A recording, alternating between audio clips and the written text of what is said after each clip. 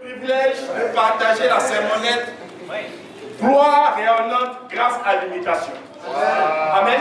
Et vous voyez, la vision du Seigneur pour l'Afrique francophone est immense. Le Seigneur veut faire rayonner sa gloire dans les nations francophones. Mais cela commence par toi. Et lorsqu'on parle de rayonnante, ça me fait penser à des victoires. Mais quand j'ai la définition de rayonnante, c'est quelqu'un qui a accompli des victoires, c'est quelqu'un qui a une grande renommée.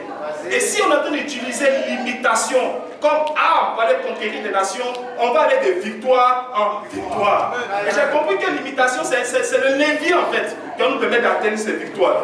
Et quand je cherche la définition de imitation, il y a deux éléments qui ressortent. Il y a prendre pour modèle. Première définition. Prendre pour modèle. Deuxième définition, reproduire selon le modèle. Amen. Et on va aller le premier point, prendre. Tu dois avoir un modèle à imiter. Amen. Et vous savez, frères et sœurs, chers frères, quand le Seigneur a parlé en Matthieu chapitre 28, par rapport à la vision d'aller gagner le monde, il a signifié que nous devons enseigner aux personnes qui vont devenir disciples tout ce qu'il nous a prescrit.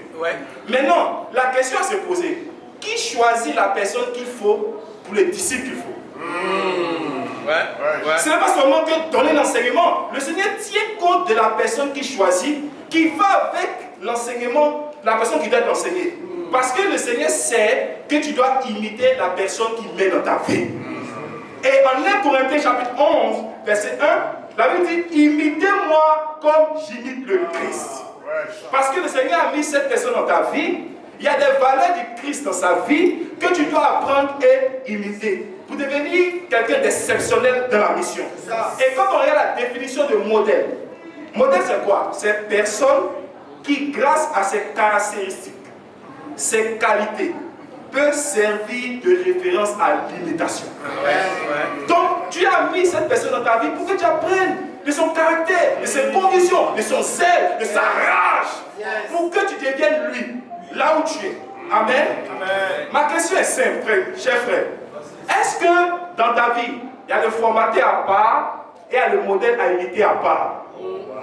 Est-ce que la personne que tu cherches à imiter, il est près de toi ou il est à 10 000 km de là où tu es? Tu ne le connais pas, il ne te connaît pas, mais c'est lui qui est ton modèle. Comment ça peut être possible ça? Alors que tu as mis quelqu'un dans ta vie qui te forme, qui veille sur toi. Le Seigneur veut que tu ouvres tes yeux pour voir les valeurs, les qualités de Christ dans sa vie, que tu imites pour devenir comme lui. Amen. Chers frères, imaginez un instant un élève de CE2 qui dit à son maître, monsieur le maître, tu n'es pas mon modèle. Mon modèle c'est le maître de CM2. Donc, comme je vais rapidement devenir de CM2, tu n'es pas mon modèle. Frère, ça n'a pas de sens. Un élève qui dit ça, il est arrogant. Parce que tu ne peux pas arriver au CM2 sans apprendre des valeurs du maître de CM2. Et chers frères, j'ai eu le privilège de faire l'architecture. Et lorsque j'étais embauché, j'étais très heureux. Et l'architecte me regarde et me dit, mais tout ce que je sais faire, tu dois être capable de faire la même chose. Il dit, monsieur l'architecte, ce n'est pas possible. Vous êtes extraordinaire, vous faites de grandes choses. Moi je suis encore tout petit, je ne connais pas, je ne sais pas faire ceci, je ne sais pas encore faire cela. Il me dit stop, si je t'ai choisi, c'est pour que tu sois capable d'accomplir ce que j'aurais accompli si je ne suis pas là. C'est là que j'ai compris la responsabilité d'être un assistant architecte. Être capable de devenir l'architecte quand il n'est pas là. Amen. Donc ma façon de travailler avait changé. Est-ce que tu as compris que Dieu a mis ce formateur dans ta vie pour que tu sois capable d'accomplir ce qu'il a accompli même au-delà de ta vie? Regardez au Philippiens chapitre 3 verset 17. Il dit, soyez tous mes imitateurs frères et portez les regards sur ceux qui marchent selon le modèle que vous avez en nous. Donc le modèle ici c'est la personne que tu dois imiter, que tu dois apprendre. Et je comprends que lorsqu'on n'imite pas, on ne grandit pas. On reste la même personne après 5 ans, après 10 ans, après 25 ans. Tu es la même personne, tu n'as pas de rêve, tu n'as pas d'ambition. Mais Dieu a mis cette personne dans ta vie pour que tu grandisses. Regardez par exemple, puisque Paul parle aux Philippiens, dans le même Philippiens 2 verset 19, il parle de l'un des personnes qui l'encadrent, qui apprend de lui. Il dit, j'espère, au verset 19, dans le Seigneur Jésus, vous envoyez bientôt Timothée. Au verset 22, il dit, vous savez qu'il a été mis à l'épreuve. en se consacrant au service de l'évangile avec moi, comme un enfant avec son père. Paul est fier de parler de Timothée qui apprend de lui et qui grandit en regardant ce qu'il fait, capable de faire la même chose. Est-ce que tu peux réaliser ce que ton formateur réalise? Si tu me dis non, c'est que tu dois apprendre. Et c'est une bonne nouvelle d'apprendre. Mais la question c'est, entre ton formateur et toi, est-ce que c'est une relation de père à fils, de maître à élève, ou bien, soit tu te dis, non, il est trop fort. C'est impossible. Et quand tu mets des enfants dans ta tête, tu ne peux plus apprendre. Donc, il faut absolument qu'on puisse apprendre de la foi, de sa pureté, et de son zèle, de son caractère. Qu'est-ce que j'ai besoin d'apprendre de plus? Avec les frères et sœurs, si vous me voyez là aujourd'hui, c'est parce qu'il y a un homme dans ma vie. Et je suis fier d'avoir l'évangile Talo dans ma vie. Il est méticuleux. Il y a plein de valeurs dans sa vie que je n'ai pas encore. Monsieur va aller loin. Tu dois d'abord apprendre ce qu'il est. C'est mon maître. Je suis allé lui demander conseil à tout moment et à tout instant. J'apprends de lui à tout moment. Il dit, formateur, j'apprends de toi à tout moment.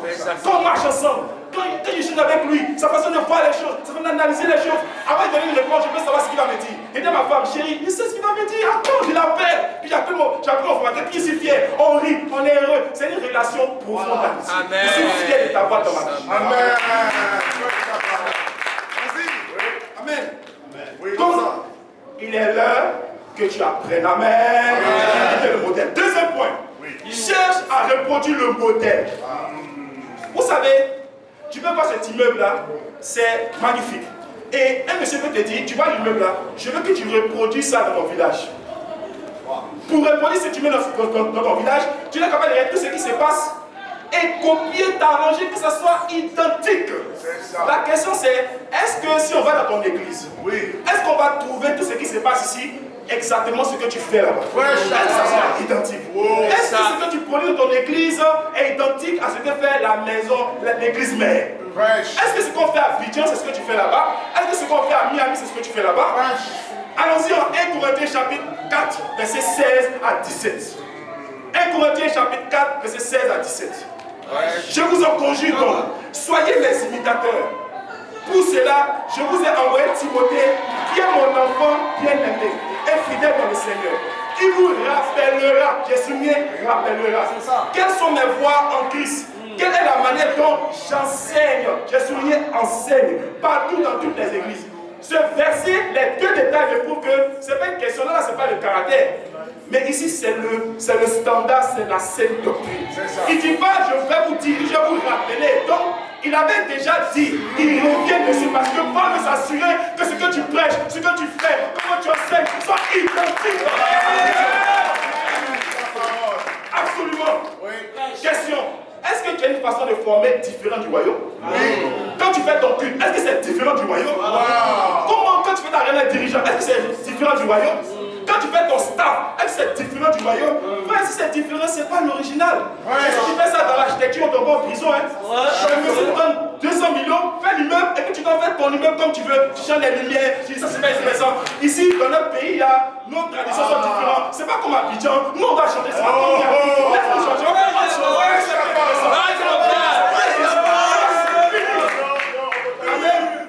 Amen. Question. Tu reproduis ou bien tu crées de nouvelles choses?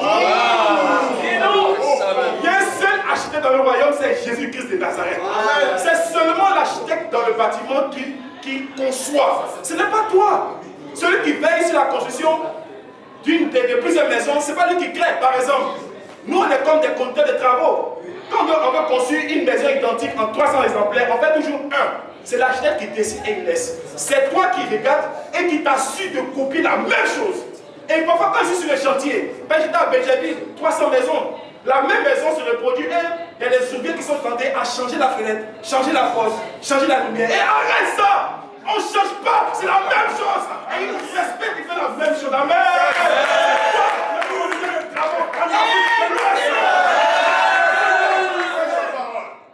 Absolument. Donc voilà pourquoi on doit s'élever avec zélavérage pour accomplir de grandes choses. Et pour tout cela, le dernier verset que je partage avec vous, c'est Philippiens chapitre 4, verset 9. Parce que tu vas pour accomplir les mêmes choses. Paul explique Philippe, Dieu. Ouais, excusez-moi. Vas-y. Chapitre 4, verset 9. Amen. Ce que vous avez appris, reçu, entendu de moi, et ce que vous avez vu en moi, pratiquez-le, et le Dieu de paix sera avec vous. Amen. Vous voyez comment c'est clair? Le Seigneur te dit, ce que tu as ce que tu as entendu, ce que tu as ce que tu as entendu, ce que tu as vu, va pratiquer la même chose et Dieu sera avec ton église. Amen.